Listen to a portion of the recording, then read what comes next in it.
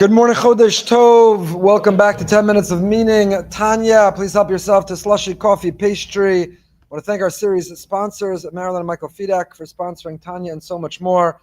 This morning's shir is sponsored as well by Mendel Menachemson in honor of Shana Bazbana, for her and all of us to feel the divine presence of Hashem. A very special happy birthday to Rabbi Fox, celebrating 101. Birthday 101. Wow. Halavai. We should all be Zocha and on Me'ah Ve'esrim and beyond. This morning we begin the long-awaited second parak of Tanya. That's right, we finished the first parak of Tanya, and we are up to parak Beis of Tanya.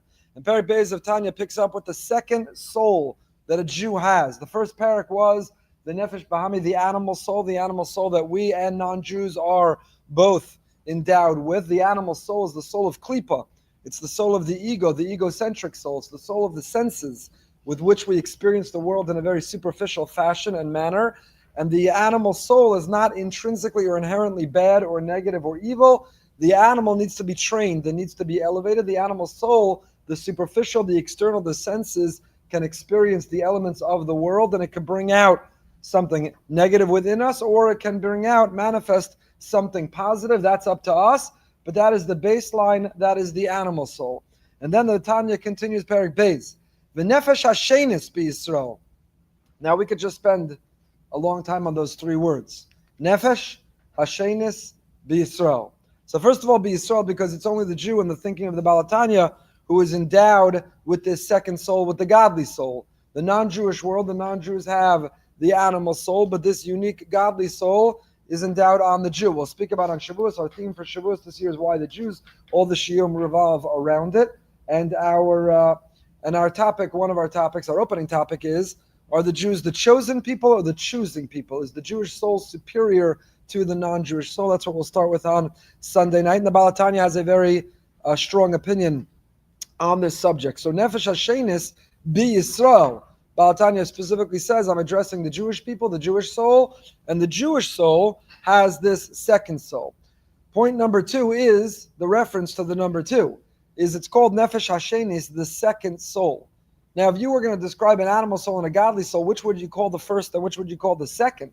One would think that the godly soul is the first soul, the primary soul, the central soul, and one would think that the animal soul, the natural soul, the sensory soul, the ego soul is the second one. And yet, the Baal Tanya describes here, Nefesh Hashenis b'Yisrael, the second soul is the one from God. Why is he referred to as the second? So Besteinsaltz in his commentary points out that first of all, chronologically, this is the second soul. Because Chazal tell us that man is born with a Yetzer Hara, and only later do we develop a Yetzer HaTov. In fact, that Yetzer HaTov, that positive inclination, the inclination that comes from that godly instinct, that godly soul, that godly discipline, that godly sovereignty, only truly fully develops at the age of maturity. When a boy becomes a bar mitzvah, a girl becomes a bar bas mitzvah, 12 or 13. So chronologically, first, and we see that. The human being, the child, the immature child, has an animal, an ego, is narcissistic, only wants their own happiness, is focused on the self. The capacity to focus on the other, that Yetzer HaTov, that's only developed later. So chronologically, the nefesh, the chelak elokah mimal that we'll talk about in a moment, the godly soul is shenis. It's chronologically the second one. In fact, a tangent quickly for a moment, but for the Babich Rebbe, so it's okay. Baal Tanya will be mocha. That the Rebbe points out, where do we learn that a boy becomes bar mitzvah at the age 13? What is the source that a boy reaches the age of maturity at 13? Because the pasuk says that when Shimon and Levi go out to defend the honor of their sister Dinah, they are, Chazal derive that they were 13. And says the Babich Rebbe Zatzal, you see from here that what does it mean to be a gadol? What does it mean to be the age of maturity? It's when you're not only thinking about yourself, but you see the pain, you see the danger, you care about the other. To be a gadol, a katan only cares about themselves. And it begins from an infant, a baby. They wake up in the middle of the night, they wake their parents in the middle of the night. I'm hungry, I'm thirsty, I need a diaper changed. All I care about is me, what I want on my schedule. And what it means to develop and grow and mature, what it means to become a gadol, to be the age of bar mitzvah, is to say life is not about me, the ego, the animal soul. That's when we realize and we develop the godly soul. And the godly soul is not an egocentric soul. The godly soul is not concerned about what I want on my schedule. The godly soul says, what's my mission?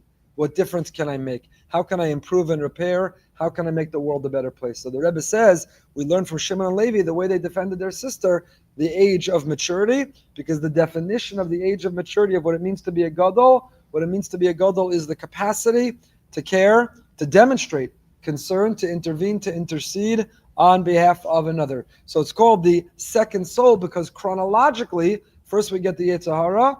We're all born minura from our youth. We have this ego that drives us, my happiness, my want, my desire. And then the Sheni is the second soul at the age of maturity, hopefully. Sadly, there are 100-year-olds, not Rabbi Fox, chas v'sholom. It's a paradigm of a gadol. But there are people, you could be 100 years old and still be like a katan, where all you care about is yourself. And you can be a katan. You could be under the age of 13, and already you act like a gadol because you care about others. But the age that we have is 13, but the goal is become more and more of a gadol throughout our lives, care less and less about the ego. Ego is the enemy. Ego is edging God out, and care more and more about the other. So number one, chronologically. Number two, he says, is because the animal soul must come first, because the godly soul requires a kli, a vessel that is sufficiently developed and sophisticated to channel and express it. Could God endow a rock with a chelek elokah mimal mamash? Okay, God can do anything, but would it be meaningful? The stone, the rock, is not a clay kibble, it can't be the vessel to house, to host, to manifest the godly soul. So the animal soul comes first, because through our body and through regulating it and operating it and navigating this world, we become the vessel to now receive and to host that godly soul, which will direct it. So Rabbi Steinzat says it's called the second soul, Nefesh Hashenis B'Yisrael. It's uniquely Jewish, B'Yisrael. And it's second because chronologically and also thematically it comes second. And what is that second soul that we have so far? We've only done the first 3 words of the second parak, which is why buckle up. It's going to take us a long time to learn Sefer Tanya together. So Nefesh Hashenis B'Yisrael is HaChelek Elokah Mima'al Mamish. The second soul of a Jew, the divine soul, is the Chelek, a piece, Elokah of God, Mima'al, the one above, Mamish. What does the word Mamish mean? Literally. Now why does the Baal Tanya use the word literally? Literally, Mamish can be an acronym in another context of someone we won't talk about now, maybe another time. Mamish. But Mamish, why here does the Baal Tanya use the term Mamish? The second soul is the godly soul, the divine soul, Mamish. Because the Baal Tanya, and this is not his own language, here Rav Chaim Miller in his commentary quotes, first of all from Rav Chaim Vital, that the soul's light arises and flows from the light of the 10 spheros. The second soul is the godly soul that comes from God. The application of the pasuk, a piece of God above, to describe this attachment of the soul goes all the way back to the great Mekubal of Moshe Cordovero, the Ramak, the author of Tomer Dvoro, and goes all the way back to the Ramak's student, Rav Eliyahu Davidas, used this phrase in his popular work Reishis Chochmah, that appeared in 1578, and it became a standard reference after that. Appears also in the Shefatal. So he references, we see this notion that the second soul is the godly soul, but with that word, mamish. Why with that word mamish? Because this is not just some neo-Hasidic, heebie-jeebie, nice, feel-good idea. There's God in you and God in every person, and see the beauty and see the God and love them. This is not just some esoteric, nice, drusha material, kumzitz, farbrengen, feel good that we all have a godly soul. Mamish. There's literally a piece of God in each and every one of us. So I'll tell you how this hit home for me, because think about the following. We're all in search of God. There's God in search of man, and man is in search of God. We're looking for the Ribono Shel Olam. And we find the Kadosh Baruch Hu. We look around this world and we say, try to find him in every coincidence, try to find him in everything that seems random, find him in every piece of nature, find him in history, find him in our destiny. Look around this world. And where do you see Hashem? You see Hashem in the miracle. We just had Yom Yerushalayim of the 6-day war. You see Hashem. I was just thinking this morning, because I myself don't want to get over it, but the miracle of the beeper episode, I don't think we begin to appreciate what had to happen and everything that went right for that to occur, that literally sidelined Hezbollah, who were a bigger threat than Hamas. These are miracles. So look around the world, look in history, and look in nature, and look in people and look in coincidences and in chance and random things and look in the blessing. We're all searching, we're looking, we're searching, our antennas extended, we're trying so hard to pick up the signal. We say, if only Hashem revealed himself, if only like in the time of our prophets, he spoke to me. We're looking and looking and looking. Comes along the Baal Tanya and he says, you know where Hashem is found most? In every person, in you. Stop looking outside of you. Stop looking everywhere else. And just stop and think, because inside you, that consciousness, that moral compass, that memory, that place of your experience, that's a piece of Hashem. You're looking everywhere else. Can't find him, I don't know, I have doubt and uncertainty, I'm weighing, I'm debating, looking everywhere. All you have to do is look inside yourself. Your consciousness, your thought pattern, your experience, the brachas in your life, the gifts, the talents, the innate skills, the opportunities, who you are, where you come from. Mamish, not theoretically, not hypothetically, not some idea. HaKadosh Baruch Hu can be found, the Chelek Elokah. We are a manifestation and expression. Now this is very complicated, because HaKadosh Baruch Hu is infinite and omnipotent. He is eternal, he is immortal, he's not part of our experience. So how can the infinite God be inside the finite me? What does that mean that I am an expression and a manifestation of Hashem? I'm a Chelek Elokah Mimal Mamash. What does that mean? This explains, I promise we're going to go on, this explains the tefillah that every Avel says, the mourners, Kaddish. Kaddish is associated with mourning. Only if you look at the text of Kaddish, you don't find any reference to death or mourning. So why is Kaddish the prayer, the tefillah of the mourner, when there's no reference to death or mourning in Kaddish? Think about the words of Kaddish that come from the Navi. Yiskadel v'yiskadesh shmei Rabbah. May God's name be made great. Kaddish is the prayer for grief and mourning because it is the ultimate affirmation that the loss of the loved one meant that a Chelek Elokah Mimal Mamish in this world is now gone. There's a piece of God that has been extinguished. A piece of God, not a piece of God extinguished, Chas v'shalom. There's a manifestation and expression of Hashem in this world that no longer is expressing itself through my loved one. Hashem was literally found in that loved one of mine. And now that they're no longer here in body, he is no longer expressing himself in that way. There's an absence, there's a vacuum, there's a hole. So Hashem, I daven that Yiskadel v'Yiskadish, I daven that your name that has been diminished through the loss of my loved one, that your name is made great again.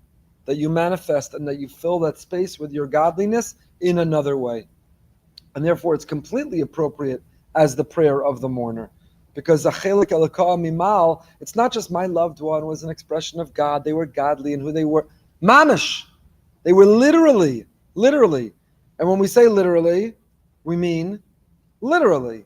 Literally a manifestation, an expression, and a piece of Hashem. And how do we know this and where do we see this from? Because the pasuk tells us that Hashem breathed into his nostrils the breath of life. When God created Adam, when God created man, he took the materials, he molded, he shaped, he made this golem, but that anyone could do. In Prague, they did it too. You can make a golem. Some of you at this hour of the morning look like a golem. You can make a golem. Sorry, you need an ice bath. How do you bring a golem to life? How do you bring this golem to life? You can make a wax figure. How do you make the wax figure animated, alive?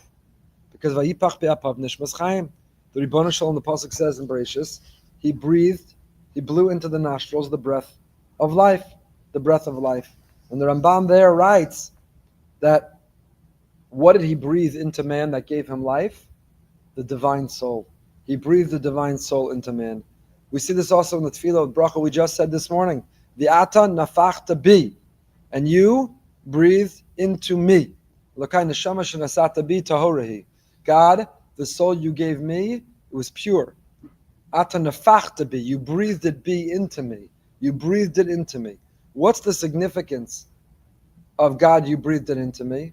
And here we begin to understand what it means to have a piece of God in us.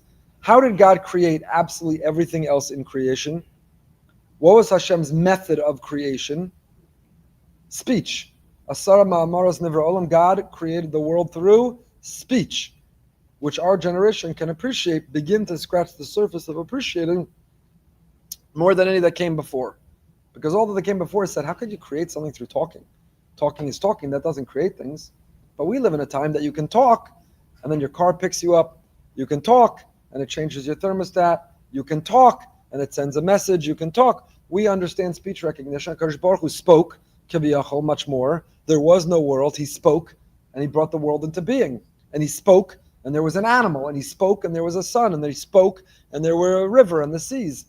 He created the entire creation through speech. There's one exception to that rule, which he created not through speech, but he created through breathing into our nostrils and bringing us to life. And that is man. That is man. Now, what's the difference between speech and breath? Speech is superficial. I'm not out of breath from speaking because all I'm doing is moving my lips, and I only have to conjure up a very superficial amount of breath to express myself through speech. Speech is surface. Speech is superficial. What is breath? I'm not out of breath through speaking to you, but if you ask me to sit here and blow up 20 balloons, I might hyperventilate. I'd ask you to have Hatzalah on notice, on call. Why? Because where does breath come from? Deep inside yourself. If you ever had to blow up balloons, you could find yourself, what's the big deal? You're sitting still in an air-conditioned room. Why are you sweating? And why can't you breathe for blowing up a balloon? Because you're taking the breath from deep inside you to blow up that balloon. So what the Torah wants to communicate, says the Tanya, is that everything else Hashem created through a very superficial use of speech. But when he created us, he did it by taking a deep breath within himself and blowing it into us. It means, what did he put in us? A piece of himself. I saw this come alive. The Nefesh Chaim Volozhiner writes, he says an example of this is if you've ever seen someone blow glass, the glass blower. The glass blower takes a deep breath, and they take the breath from inside themselves in order to blow up, expand, and then shape the glass. I was in Italy once. Flex, I was in Italy with my family. Barona, what's it called? I don't even remember. Barona? Morona. And there was a glass blower. We went to see the glass. It's amazing. You blow into this thin pipe, and at the end, a big expand, and you mold it, and you shape it till the glass hard. Wow. And all I could think of there was the Nefesh Chaim, Chaim Volozhiner, who takes the same Zohar, based on the same pasuk in the same sense, and when you see the glass, and then he falls in love, this glass that he blew is a piece of himself. It's not 3D printing. You type, and then you 3D print. I'm sure there's I'm going to get emails from all the people who love 3D printing. I'm sure whatever you 3D print is a piece of yourself. You're emotionally connected. It's beautiful. God bless. God bless. But when you blow glass and you took a piece of yourself to create it, it now is a piece of you. Kadosh Baruch Hu took a piece of himself when he breathed into us. He took a deep breath from within himself and he breathed it into us, and he put a piece of himself inside each and every one of us. Inside each and every one of us. That's why, what's the word for soul? Neshama. Well, this is nefesh, but neshama. And what's the word for breath? Neshima.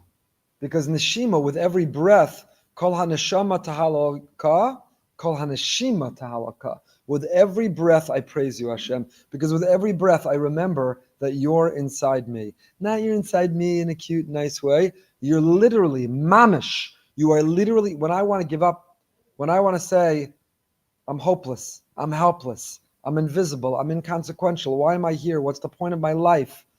I take a deep breath, and kol haneshima tahalaka, kol haneshama tahalaka. With that breath, I affirm you're in me literally. And if I believe in you, I believe in myself. Rav Tzadok HaKohen writes that we all know that you have to have emunah and belief in Hashem, but an extension of belief in Hashem's existence is to believe that He's in us. The belief a person has to have in themselves to know that we're here. So we've barely scratched the surface of the second parak, but at least we got it started. Nefesh Hashenis is the Chelek Elokah Mimah Mamish, which God breathed into us, and we'll pick up with next time. And where did He take that breath from? Where did it come from? And how did He put it inside us? And what does that mean for who we are? Mitzvah Hashem will pick up with next time. Good Chaydesh, and a good Yar, and a good Yantif, and we should hear B'Saras Tayvus, Yeshua's V'Nachamas.